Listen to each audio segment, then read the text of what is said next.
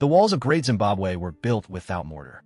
They've stood for over 700 years, and the civilization that built them vanished without a trace. Here's what really happened. In 1871, a German explorer named Karl Mach stood before the walls of Great Zimbabwe and made a claim that would echo through history. He said Africans could not have built this.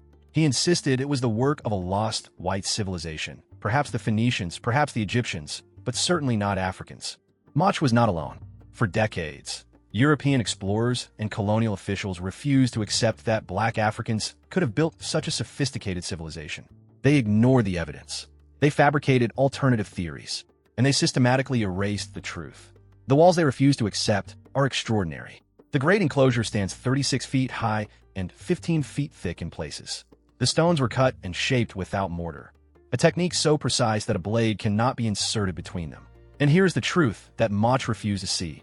Great Zimbabwe was built by the Shona people. They built it, they ruled it, and they controlled the gold trade that made them one of the wealthiest kingdoms in African history. This is not a mystery. It is a fact. To understand what Great Zimbabwe was, we must first understand the civilization that built it. The Shona people had occupied the region for centuries before the city rose to prominence. By the 11th century, the Shona had established a trading network that stretched across southern Africa. They controlled the gold trade from the interior. They mined gold, copper, and iron. They created works of art that rivaled anything in the world. Great Zimbabwe itself was built between the 11th and 15th centuries. At its peak, the city housed between 10,000 and 20,000 people. It was the largest city in sub-Saharan Africa.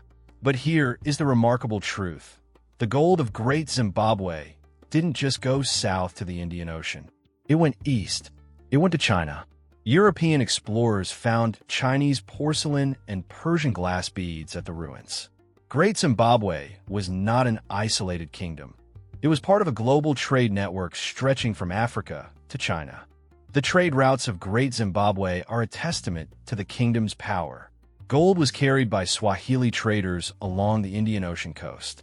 It reached India, the Middle East, and Asia. The wealth of Great Zimbabwe was known throughout the world. And then, around the 15th century, Great Zimbabwe began to decline. The city was abandoned. The civilization that built it vanished. The walls fell silent. And the question remains, what happened? Here is the collision that historians are still debating. Was it environmental collapse? Overpopulation? Civil war? Or something else entirely? I will give you a moment to think about that. And then we will get to the third theory in just a moment. The first theory is environmental collapse. The population of Great Zimbabwe was large. The demands on the land were immense. Deforestation, soil erosion, and a changing climate may have made it impossible to sustain the city.